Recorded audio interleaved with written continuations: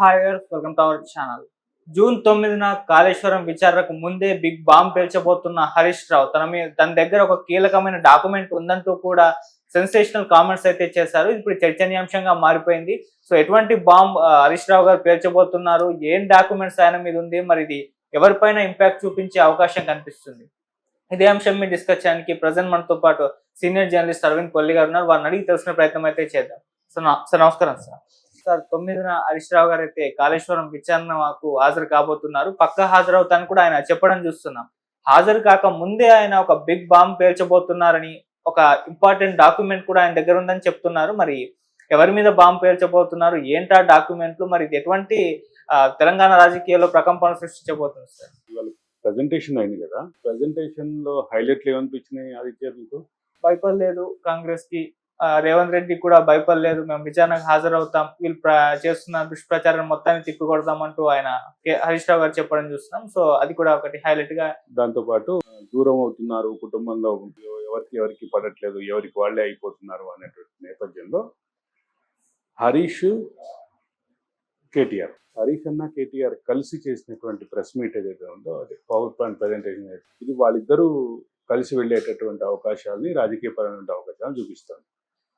ఇప్పుడు కేసీఆర్ కుటుంబంలో కేసీఆర్ కాకుండా మరో 4 సభ్యులు, కేసీఆర్ సొంత కూతురు, సొంత కొడుకు, అలాగే మరొక మరదల కొడుకు, ఇంకొక కొడుకు అయ్యేటటువంటి మరొక సంతోష్ రావు, అట్లాగే హరీష్ రావు. వీళ్ళ 4 చుట్టూ రాజకీయపరమైనటువంటి ఎవరి కుంపటి వాళ్ళు పెట్టబోతున్నారు దగ్గర నుంచి రకరకాల వినిపించినాయి. అదే సందర్భంలో బీజేపీ సానుకూలత విషయంలో ఒక విభేదం ఉంది అనేటటువంటి అంశం కనిపించింది. అయితే బీజేపీ సానుకూలత విషయంలో విభేదం ఉంది అనే విషయంలో ప్రాథమికమైనటువంటి కంక్లూజన్స్ రాలేం. కానీ కవిత అయితే ఈ ప్రజెంటేషన్కి దూరంగా ఉంది. ఆవిడ బీజేపీకి అనుకూలంగా ఉండటాన్ని వ్యతిరేకిస్తుంది. ఇక మరొక ఇద్దరు బీజేపీ పట్ల సానుకూల ధోరణితో ఉన్నారని ప్రచారంలో ఉన్నటువంటి 2 నాయకులు కలిసి ప్రజెంటేషన్ ఇచ్చారు. ఈ ప్రజెంటేషను రాజకీయపరమైనటువంటి సమీకరణలో ఇది ఒక భాగంగా చెప్పాలి. Okay, right. ఇది కాకుండా ఇక ఇద్దరు కలిసి ఆ విషయాన్ని చెప్పే క్రమంలో మీరు అన్నట్టుగా హరీష్ రావు బాంబు పేల్చారు. 9వ తారీఖు కమిషన్ ముందుకి ఖచ్చితంగా వెళ్తాం, మేమేం భయపడట్లేదు అని చెప్పారు. వెళ్ళే క్రమంలో మేము ఒక విషయాన్ని బయటపెడతామని చెప్పారు. అది ఎన్డీఎస్ఏ ఇచ్చినటువంటి రిపోర్టు, ఎన్డీఎస్ఏ ప్రయర్గా ఇచ్చినటువంటి రిపోర్టా, లేదా డ్యామ్ స్ట్రెంత్ మీద ఇచ్చినటువంటి రిపోర్టా? ఇవన్నీ కాకుండా డ్యామ్కి ప్రాజెక్ట్లో ఉన్నటువంటి రిజర్వాయర్లకి ఫిట్నెస్ అప్రూవల్ ఎవరన్నా ఇచ్చినటువంటి అంశం అనేది ఊహాగానం ఉంది. వీటన్నిటిలో ఏదో ఒకటి అవుతుంది, ఏదవుతుంది అనేది ప్రాథమికంగా ఉన్నటువంటి అభిప్రాయం. ఇవి కాకుండా ఇంకోటి ఏమన్నా కొత్తది వస్తుందా అనేది కూడా చూడాలి. అయితే మనం ఈటెల రాజేందర్ విచారణకు వెళ్లే ముందే అనుకున్నాం, technical sanctions, technical approvals, technical certification అయిపోయి బీఆర్ఓ రిలీజ్ చేయడానికి అంతా క్లియర్ చేసి నా శాఖకు వచ్చినటువంటి ఫైల్ని నేను క్లియర్ చేశాను అనేది ఆయన వాదన. దాని ఆధారంగానే బీఆర్ఓ రిలీజ్ అయింది, బడ్జెట్ రిలీజ్ అయింది. ఆ బీఆర్ఓ రిలీజ్ అయిన తర్వాత డబ్బులు రిలీజ్ అయినాయి అనేది ప్రాథమికమైన కంక్లూజన్. ఇక్కడ అసలు కిటుకంతా ఇక్కడే ఉంది. దాన్ని చూసుకొని కేసీఆర్కి ఈటెల రాజేందర్ క్లీన్ చిట్ ఇచ్చారు అంటూ ఒక ప్రచారం మొదలైంది.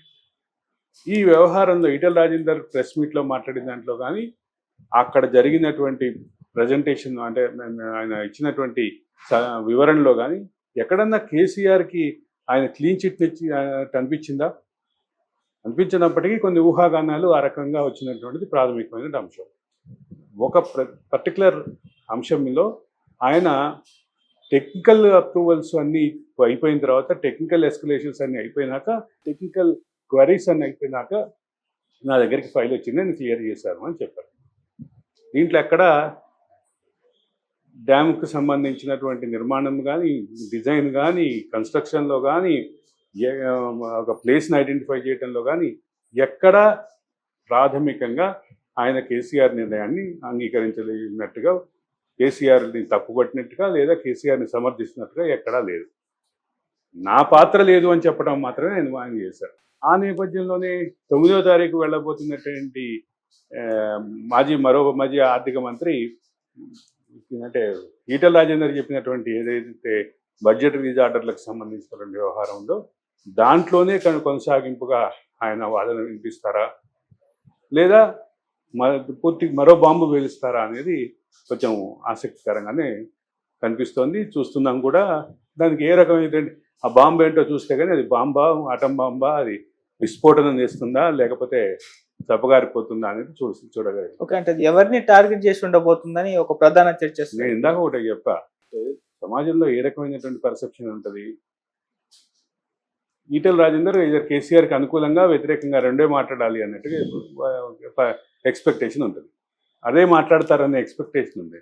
కానీ ఈటెల రాజేందర్ తన తప్పు లేదు, తన పాత్ర కేవలం బడ్జెట్ రిలీజ్కి సంబంధించిందే, అది కూడా మరో శాఖ టెక్నికల్గా దాని డిజైన్ అన్నీ అప్రూవ్ చేసిన తర్వాత తన దగ్గరకు వచ్చిన ఫైల్లో క్లియర్ చేయటం వరకు మాత్రమే చేశానని చెప్పినటువంటి వాదన. అంటే ఆయన కేసీఆర్ పట్ల ఏదో సానుకూలంగా కానీ వ్యతిరేకంగా కానీ భావం వ్యక్తం చేయకుండా పూర్తిగా తన పాత్రల మీద వచ్చినటువంటి ఆరోపణలు, తన పాత్ర మీద వచ్చినటువంటి ఎక్స్ప్లెనేషన్ అంతవరకు మాత్రమే పరిమితం అయ్యారు. ఏమై రైట్? ఇక్కడ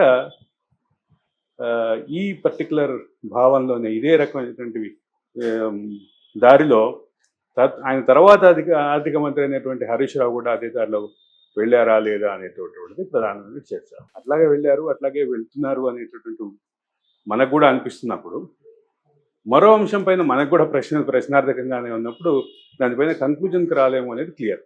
కానీ అందరితో పాటు మనం కూడా ఆ బాంబు కోసం ఆసక్తిగా ఎదురు చూద్దాం. నేనైతే ఎదురు చూస్తా. నీ సంగతి ఏంటి? అంతే సార్. నువ్వు కూడా ఎదురు చూస్తావా? ఎందుకు ఎదురు చూస్తావు? తెలంగాణ అభివృద్ధితోటి, తెలంగాణలో గత పాలనకి సంబంధించిన నిర్ణయాలతోటి, రెండోది కాళేశ్వరం ఒక ఫెయిల్యూర్ ప్రాజెక్టా లేదా సక్సెస్ఫుల్ ప్రాజెక్టా? ఫెయిల్యూర్ ప్రాజెక్టుగా కనిపిస్తున్నటువంటి కాళేశ్వరం ఫెయిల్యూర్కి కారణం ఎవరు అనేది తేలే క్రమంలో ఒక క్లారిటీస్ వస్తాయి కాబట్టి ఎదురు చూస్తున్నాం. నేనైతే అట్లాగే ఎదురు చూస్తున్నాను, నువ్వు కూడా అంతే ఎదురు చూస్తున్నావు అనుకుంటా. అంతే సార్. సార్, ఇక కేసీఆర్ గారు కూడా చాలా వ్యూహాత్మకంగా వ్యవహరించే ముందు ఈటెల అయిపోయిన విచారణ, తర్వాత హరీష్ రావు అయిపోయింది, ఆ తర్వాత మనం వెళ్దామన్న ధోరణిలోనే 5 నుంచి పోస్ట్ పోన్ చేసి 11కి వేసుకున్నారా సార్? ఆయన ఎందుకు చేశారు, దాని వెనుక వ్యూహం ఉందా లేదా